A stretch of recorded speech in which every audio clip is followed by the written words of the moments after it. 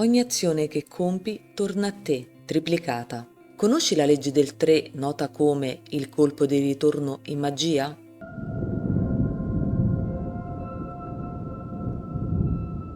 Quali sono le conseguenze? Benvenuto o bentornato nel Bosco delle Streghe, caro pellegrino dell'ignoto. Oggi parliamo della straordinaria e, alle volte, spaventosa verità esoterica delle tue azioni, magiche e non. La legge del 3, nota come legge del 3 ritorni oppure il colpo di ritorno, è un concetto esoterico importante, un punto cardine nell'occultismo e nelle pratiche esoteriche in generale. Essa afferma, in sintesi, che qualsiasi energia o intenzione che una persona invia nell'universo, positiva o negativa, ritornerà triplicata in intensità o in forma. Il suo motto o sintetizzazione è: tutto ciò che fai nel bene e nel male ti tornerà 3 volte. Come mai la legge del 3 è tanto importante?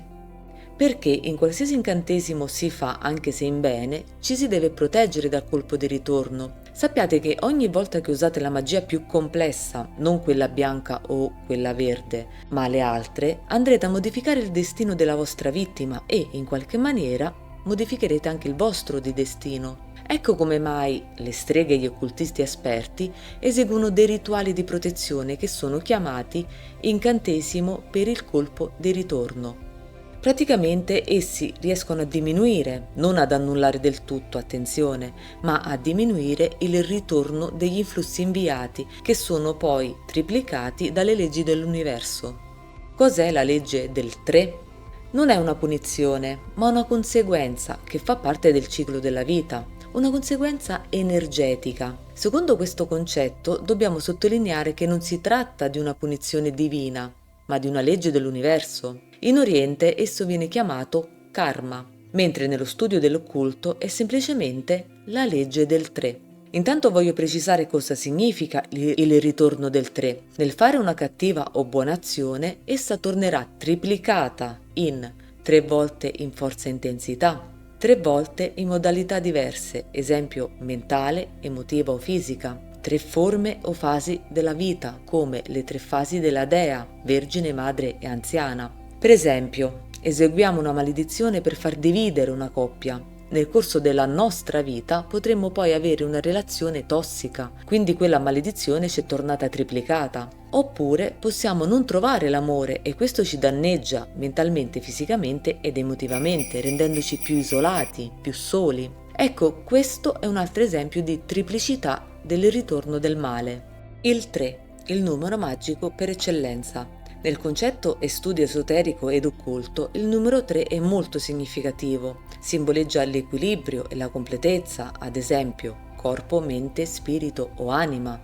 Indica la sacralità divina, ad esempio, Trinità, Triade Divina Capitolina, la Triplice Madre o il Triplice Dio. Rappresenta la vita, ad esempio, nascita, crescita, morte.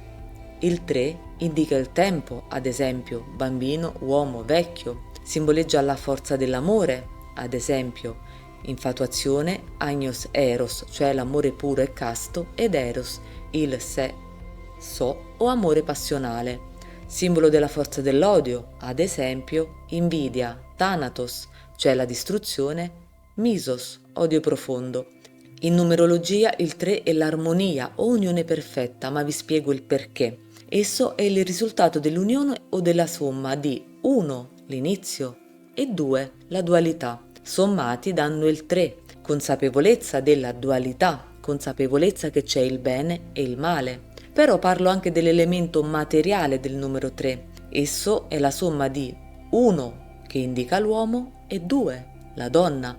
Sommati o uniti danno il 3, che è il figlio o la rigenerazione della vita, o ancora il rinnovo della vita stessa. Il concetto della legge del 3. Torniamo però alla legge del 3. Conosciuta come la legge dei 3 ritorni, essa sostiene che ogni energia intenzionale che un individuo invia nell'universo, positiva o negativa, ritornerà amplificata per 3 volte. Non si tratta di una legge divina, poiché anche gli dei sono sottoposti a tale legge, ma di una legge universale, energetica, simile al principio di causa ed effetto. Tuttavia, l'elemento della triplicazione aggiunge un'importante sfumatura. l'idea che l'universo risponda con una forza moltiplicata, sottolineando l'importanza della responsabilità nell'agire. Ognuno di noi deve essere consapevole che ogni scelta ha poi una conseguenza.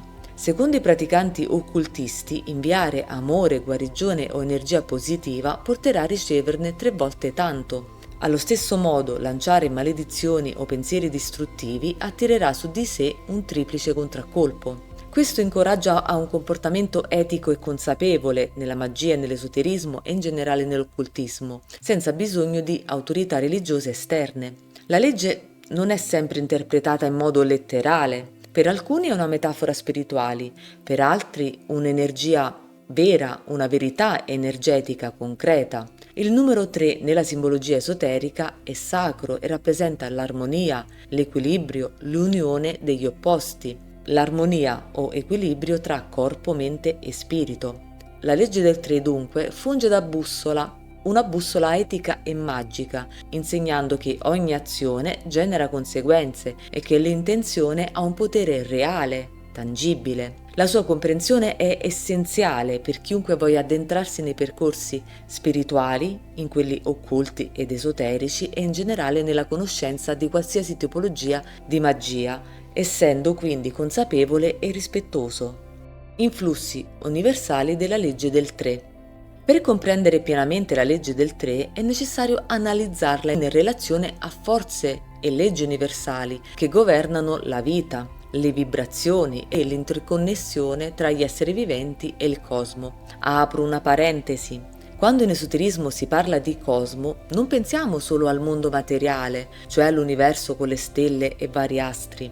Il cosmo integra al suo interno quello che non vediamo, come ad esempio il mondo invisibile, vale a dire quello dei morti, che ha energie proprie e che possiamo solo percepire, come il mondo delle energie che noi pensiamo divine. Quindi il cosmo integra tutto quello che noi percepiamo ma magari non vediamo, avvertiamo nell'aria e magari non sappiamo il perché. Insomma, il cosmo è tutto, è un concetto tanto intenso che nemmeno la parola infinito riesce a definirlo. Chiudo parentesi. La legge del 3 si inserisce in una rete più ampia di principi esoterici, religiosi e spirituali. La ritroviamo poi anche in tante altre diverse culture e religioni, come nell'ermetismo, nella Kabbalah, Taoismo e Karma orientale. In particolare, la legge del 3 può essere vista come una manifestazione specifica della legge universale di causa ed effetto, secondo cui ogni azione provoca una reazione o una conseguenza. A differenza di quest'ultima, però, la legge del 3 introduce il concetto di risonanza energetica moltiplicata. L'universo non solo riflette le energie che riceve, ma le amplifica, restituendole al mittente in modo potenziato, quasi pericoloso. Questo ci collega anche alla legge dell'attrazione, secondo cui simile attrae simile. Ma mentre la legge dell'attrazione si concretizza sull'attrarre, come attrarre esperienze in base alle vibrazioni che si emette, la legge del 3 sottolinea la responsabilità personale che ogni pensiero, ogni azione e ogni parola comporta. Impiego della legge del 3 nell'esoterismo. Nel contesto della magia pratica e dell'occultismo, la legge del 3 assume un valore operativo fondamentale. Essa non è solo un principio teorico, morale oppure etico, ma una guida concreta per l'agire magico e per l'agire rituale. Spesso esso viene inteso come criterio etico per l'uso del potere personale. I praticanti della stregoneria, integrando la legge del 3 nella preparazione di incantesimi, rituali e talismani, riescono ad avere un quadro completo di quali energie stanno disturbando oppure stanno evocando. Inoltre, prima di agire magicamente, è bene chiedersi: questa azione potrebbe causarmi un ritorno indesiderato triplicato? Questo principio funge da deterrente contro l'uso irresponsabile o egoistico della magia, promuovendo invece pratiche di guarigione, di protezione, di crescita personale e anche spirituale. Nei rituali l'energia viene indirizzata o direzionata con un intento preciso e si ritiene che qualsiasi squilibrio creato, anche involontariamente, ritorni al mittente. Per questo motivo molte tradizioni esoteriche insegnano prima a proteggersi, a purificarsi, a capire l'armonia, a bilanciare ogni azione magica con un'offerta o con un atto di restituzione.